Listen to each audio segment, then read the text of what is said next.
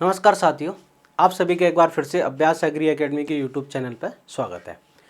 आज हम बात करने वाले हैं मध्य प्रदेश सरकार के अंदर जो वैकेंसीज आई हैं। मध्य प्रदेश शासन ने एग्रीकल्चर डिपार्टमेंट किसान कल्याण तथा कृषि विकास विभाग के अंतर्गत आत्मा जो एक प्रोजेक्ट चलता है उसके अंतर्गत BTM block technology manager, ATM assistant technology manager और कंप्यूटर ऑपरेटर्स और अकाउंटेंट्स की जो भर्ती निकाली है उनके बारे में हम कंप्लीट जो इन्फॉर्मेशन है वो यहाँ पर देखेंगे। एग्ज़ाम का पैटर्न कैसा होगा, एग्ज़ाम का फॉर्म कहाँ से भरना है, ठीक है, एग्ज़ाम कब तक हो सकता है, इन सारी चीज़ों के बारे में और क्या क्या की जो है ना एजुकेशन क्राइटेरिया वो क्या होगा, वो सारी चीज़ों के बारे में यहाँ पर देखने वाले हैं। तो हम ये पूरा नोटिफिकेशन पढ़ने वाले हैं जिससे आपको सारी इन्फॉर्मेशन मिल जाएगी। देखो, ये हमारा नोटिफिकेशन है। इस नोटिफिकेशन के अंदर मध्य प्रदेश शासन किसान कल्याण तथा कृषि विभाग मंत्रालय भोपाल से 24 को आया हुआ ना, 24 अगस्त, आज 25 है, 24 को आया हुआ है।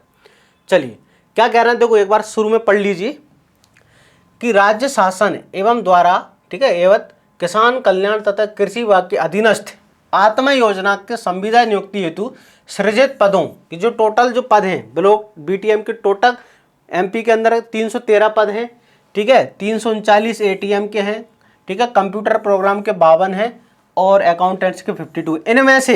इनमें से टोटल ये तो पद हैं, खाली जो टोटल पद होते हैं एक्चुअली सृजित है ना, इतनी भाई BTM भर सकते हैं हम इनमें से, ठीक है ना।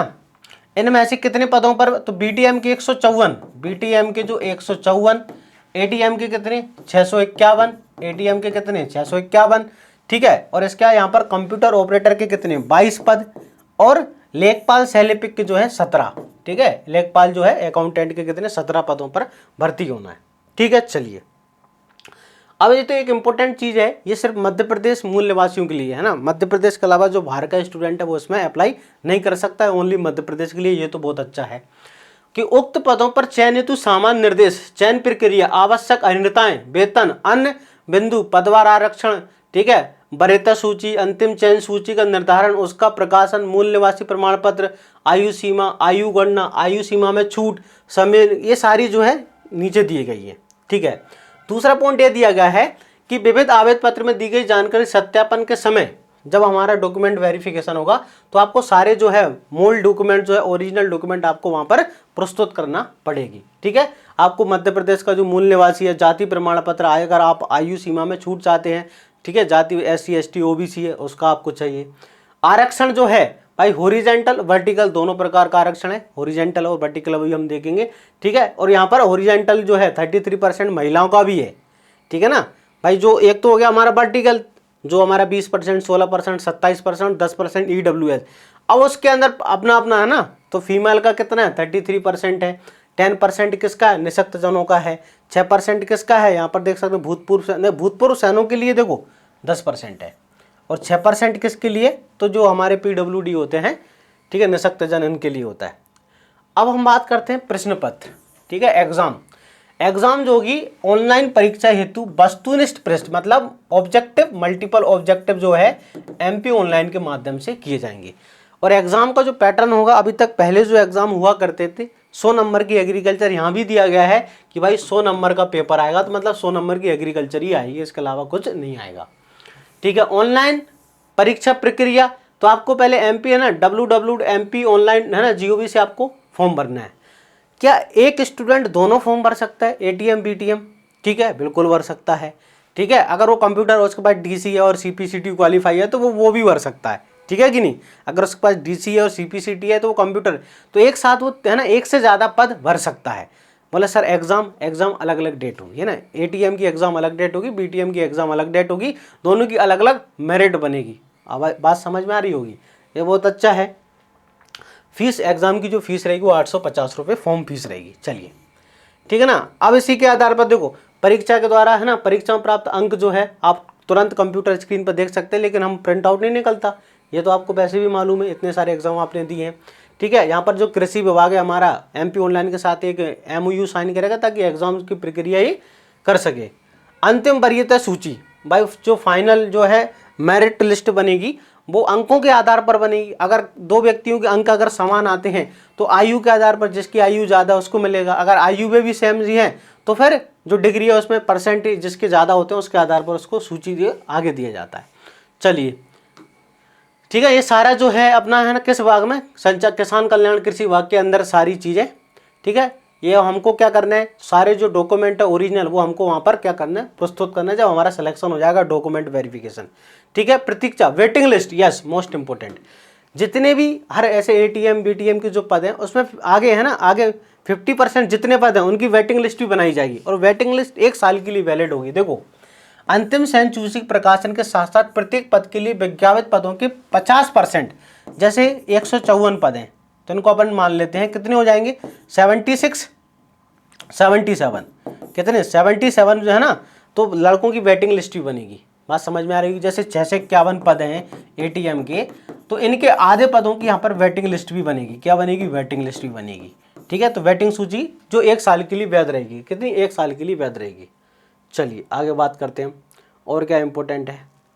ठीक है, ये तो प्रतिलिपि किस किस को भेजी गई है। अब यहाँ पर हम बात कर लेते हैं कि भाई कितनी कितनी वैकेंसी है, कितनी है ना। ये देखिए ये जो वैकेंसी है ये वर्टिकल है ना, ये कैसी है, वर्टिकली है। वर्टिकली मतलब जो रिजर्वेशन होता है 27%, 16%, 20%, 10% EWS का, उसके अकॉर्डिंग तो है ना। यहाँ पर अनरिजर्व हम बात करते हैं BTM ब्लॉक टेक्नोलॉजी मैनेजर की जो है, तो अनरिजर्व की 4 वैकेंसीज हैं। ठीक है, EWS जो है EWS की 25 हैं।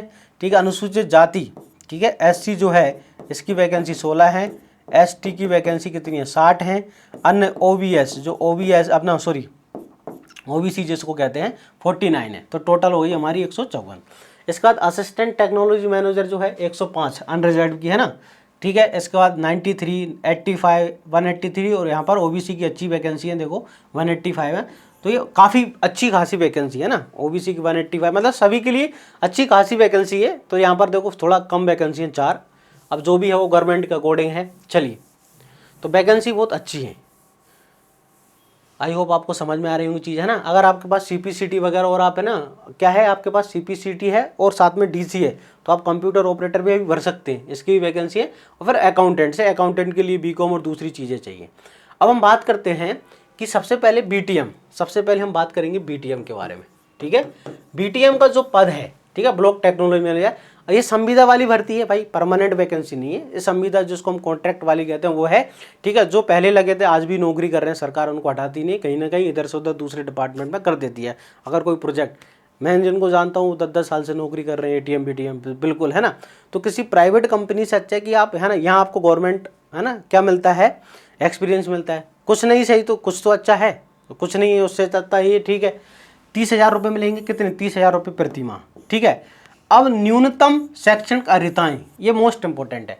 यहाँ पर लिखा हुआ है भारतीय कृषि अनुसंधान परिसर, मतलब ICAR से मान्यता प्राप्त, ICAR से मान्यता प्राप्त विश्वविद्यालय या संस्थान, ICAR से मान्यता प्राप्त विश्वविद्यालय या संस्थान से कृषि है ना, कृषि से संबंधित, तो BSc एग्रीकल्चर, ठीक है, एग्रीकल्चर, हॉर्टिकल्चर और एग्रीकल्चर इंजीनियरिंग जो हमारा है, ये तीनों इसमें फॉर्म भर सकते हैं। जिसमें ठीक है BSc साथ साथ में देखो ये क्या स्नातकोत्तर मीन्स MSc होना चाहिए। BSc के साथ साथ में क्या MSc, बात समझ में आ रही होगी, क्या चाहिए MSc। ठीक है, यहाँ पर लगा कृषि उद्यान की कृषि अभियांत्रिकी में स्नातकोत्तर। ठीक है, कंप्यूटर दक्षता आवश्यक है। अब ये नहीं बोला कि DCA चाहिए, कंप्यूटर दक्षता मतलब आपको कंप्यूटर का नॉलेज होना जरूरी है, वो हमारी डिग्री के अंदर रहता है। अब यहाँ पर लिखा है एक डिजायरेबल है ना, यहाँ पर एक चीज लिखी है डिजायरेबल है ना एक्सपीरियंस। ठीक है, वांछनीय, ये जरूरी नहीं है, अगर है तो आपको फायदा मिलेगा। ये वांछनीय है ना, क्या लिखा है वांछनीय मतलब डिजायरेबल। कृषि में मैदानी कार्यों का 2 वर्ष का अगर अनुभव है तो उसको आपको 10% जो है, अब अनुभव भी जो है ना किसका मांगा है, किसी गवर्नमेंट या फिर मध्य प्रदेश शासन या राज्य भारत सरकार द्वारा जो भी संबंधित अर्थशास्त्र की संस्थान होते हैं PSU, जैसे NFL है, FCI है ना, ये जो है इनके अंदर, या मध्य प्रदेश शासन का कोई आपने या शासकीय कोई है, तो प्राइवेट फील्ड का जो एक्सपीरियंस है यहाँ पर नहीं चलने वाला है। ठीक है, मेरिट सूची 90 नंबर का तो होगा एग्जाम, 90 BTM के लिए 90 नंबर का होगा एग्जाम। BTM के लिए 90 जो है मार्क्स का तो क्या होगा अपना एग्जाम होगा। ठीक है, और यहाँ पर 10 नंबर आपको एक्सपीरियंस के आधार पर दिए जाएंगे, अधिकतम 10 नंबर जो है, तो टोटल हो गया 100। ठीक है, अनुभव के आधार पर 10 नंबर, 90 के एग्जाम, तो टोटल 100 मार्क। और आपको मेरिट सूची बनेगी, तो मेरिट में आपको बता ही दिया। ठीक है। एमएससी में अगर किसी के समान नंबर हैं तो है ना, यदि परीक्षा में अंक और आयु भी समान हो जाते हैं तो फिर एमएससी की परसेंटेज के बेसिस पर प्राथमिकता उसको आगे रखा जाएगा। फिर है एटीएम असिस्टेंट टेक्नोलॉजी मैनेजर, जिसमें 25,000 रुपये आपको दिए जाएंगे। इसमें बीएससी एग्रीकल्चर, भारतीय कृषि अनुसंधान परिसर आईसीआर जो है, आईसीआर से मान्यता प्राप्त विश्वविद्यालय संस्थान में कृषि से संबंधित है ना, बीएससी एग्रीकल्चर जो है, बीएससी एग्री, हॉर्टी और एग्रीकल्चर इंजीनियरिंग, ठीक है, ये तीनों इसमें फॉर्म भर सकते हैं। मैं 4 वर्षीय, 3 वर्ष वाले नहीं, 4 वर्षीय, ठीक है, 4 वर्षीय स्नातक उपाधि, लेकिन आईसीआर से मान्यता प्राप्त संस्थान। इसमें जो पेपर होगा, मेरिट सूची का निर्धारण जो होगा 100 अंक, यहाँ पर जो एग्जाम होगा वो 100 नंबर, एग्जाम जो होगा हमारा कितने का, 100 नंबर का होगा, और 100 नंबर की एग्रीकल्चर ही आएगी। 100% 100 नंबर क्या आएगा, एग्रीकल्चर। एग्रीकल्चर के अलावा तो ये आपके लिए बहुत अच्छा बेनिफिट है। एग्रीकल्चर आप पढ़ ही रहे हैं लगातार आरएचयू के एग्जाम के लिए, तो ये लगातार इसमें भी दीजिए, आराम से हो जाएगा, ठीक है। इसके बाद अगला है कंप्यूटर ऑपरेटर। अगला है कंप्यूटर, जो कि 16,000 मिलेगी आपको। कंप्यूटर है ना, ऑपरेटर में 16,000। देखो, मान्यता प्राप्त विश्वविद्यालय से किसी विषय में स्नातक मतलब ग्रेजुएशन आपको चाहिए। क्या चाहिए, ग्रेजुएशन। उपाधि के साथ डीसीए, अगर आपके पास डीसीए और साथ साथ में अगर आप सीपीसीटी क्वालिफाई है, अगर पीजीटी के साथ सीपीसीटी या बीसीए एमसीए के साथ सीपीसीटी, मतलब कंप्यूटर ऑपरेटर के लिए सीपीसीटी होना बहुत जरूरी है, ठीक है। अब इसके बाद उनका भी एग्जाम होगा। इसके बाद अकाउंटेंट जो है लेखापाल, 22,500 रुपये सैलरी, ठीक है। मान्यता प्राप्त विश्वविद्यालय में टैली सॉफ्टवेयर के साथ साथ बीकॉम, ठीक है, और लेखा प्रबंधन संबंधी कार्य का 3 वर्ष का अनुभव चाहिए, और 100 नंबर का होगा। चयन हेतु सामान्य निर्देश जो है, वस्तुनिष्ठ परीक्षा होगी, 7 केंद्रों पर होगी। कहाँ पर, देखो है ना, कहाँ पर 7 केंद्र हैं, ग्वालियर, सतना, सागर, उज्जैन, भोपाल, जबलपुर, इंदौर, इन 7 केंद्रों पर होगी। तो एग्जाम की जो डेट्स है, अभी कुछ दिन के अंदर फॉर्म्स है ना, एमपी ऑनलाइन की वेबसाइट पर अभी फॉर्म आया नहीं है, तो उस दिन के अंदर फॉर्म आ जाएगा, तो मैं आपको सारी प्रोसीजर भी बता दूंगा कि फॉर्म हमको कैसे भरना है, ठीक है। संविदा पर बीटीएम असिस्टेंट कंप्यूटर ऑपरेटर, ठीक है, राज्य स्तर के पद हैं। क्या है, मोस्ट इंपोर्टेंट लिखा हुआ है यहाँ पर, राज्य स्तर के पद हैं। पदों पर पूर्ति तो आरक्षण रोस्टर का जो है मध्य प्रदेश के लोगों को ही यहाँ पर मिलेगा, तो मूल निवासी उनको प्रस्तुत करना है। फॉर्म कहाँ से भरना है, mponline.gov से आके फॉर्म भरना है। ये सारी चीज देखो यहाँ पर लिखा है, ठीक है। एक आवेदक एक से अधिक है ना आवेदन कर सकता है, यहाँ पर लिखा हुआ है एक आवेदक एक से अधिक पद के लिए आवेदन कर सकता है। इस हेतु उसको अलग अलग फॉर्म भरना पड़ेगा, ये लिखा है यहाँ पर, अलग अलग फॉर्म भरना पड़ेगी। और एटीएम बीटीएम के लिए, बीटीएम एटीएम पद के लिए पृथक पृथक परीक्षा आयोजित की जाएगी और मेरिट सूची पृथक पृथक बनाई जाएगी। चलिए ठीक है, दोनों पृथक हो गया। फिर है ना, आप नंबर देख सकते हैं, प्रिंट आउट नहीं निकाल सकते, प्रमाण पत्र आपको सारे चाहिए, ठीक है। ये एमयू साइन करेगी, इसके बाद ये सारी चीज़ें हो गई। फिर ये अपना हो गया हॉरिजॉन्टल वर्टिकल आरक्षण, ये बताया ये होता है वर्टिकल, है ना, इसको बोलते हैं वर्टिकल, जो नॉर्मली, ठीक है भाई, इतना 20%, ठीक है, 16%, 27%, 10%, ये हो गया वर्टिकली, है ना। अब इसके अंदर अपनी अपनी कैंडिडेट जो है, इनके अंदर वो 33% जो है और 10% और 6% वो होता है हॉरिजॉन्टल, है ना। चलिए इसके बाद क्षैतिज आरक्षण लगा, देखो 33% अपनी अपनी कैटेगरी के अंदर। चलिए 10% किसको है, तो आंसर भूतपूर्व सैनिक जो हैं। फिर मूल निवासी प्रमाण पत्र, निर्धारित प्रारूप में तहसीलदार द्वारा जारी मूल निवासी प्रमाण पत्र प्रस्तुत करना जरूरी है। आयु सीमा तो भाई 18 से लेके 40 साल तक, ठीक है, 18 से लेके खुली प्रतियोगिता सीधी कितना 18 से लेके, तो 18 से लेके कितना 40 साल है, तो आप इस पर फॉर्म भर सकते हैं। चलिए तो यहाँ पर सभी को छूट भी दी गई, अनुसूचित जाति जनजाति अन्य पिछड़ा वर्ग शासकीय मंडल संस्थान के जो हैं, तो उनको 5 वर्ष की अधिकतम आयु सीमा कितनी है, छूट भी दी गई है 5 साल की। चलिए चयन प्रक्रिया में आपको बता दिया, एग्जाम होगा उसके आधार पर सारी चीजें, है ना। आत्मा के अंदर हाँ एक जो वैकेंसी है, प्रतीक्षा सूची की बात करी ली, वेटिंग लिस्ट 1 साल के लिए वैलिड बनेगी 50% पदों की, ठीक है ना। ये सारी चीज़ तो हम देख लिए वहाँ की, है ना। ये यहाँ पर ये पूरा है ना, जो अपना क्या बोलते हैं कैटेगरी वाइज वैकेंसी दी गई है पूरी, किस कैटेगरी में, तो आप इसका PDF पढ़ ही चुके होंगे। ये आपको डॉक्यूमेंट्स है 10th का 12th का, ठीक है। अनिवार्य वांछित योग्यता के प्रमाण पत्र आपको चाहिए, वांछित अनुभव प्रमाण पत्र आपको चाहिए, ठीक है ना। मध्य प्रदेश मूल जाति प्रमाण पत्र, EWS मेडिकल बोर्ड का, विवाह का पंजीकरण, जीवित संतानों का प्रमाण पत्र, भूतपूर्व सैनिक का और अन्य, ठीक है। एक मोस्ट इंपोर्टेंट बात है कि अभी जो वैकेंसी है 1 साल के लिए, ये 1 वर्ष हेतु मानी जाएगी।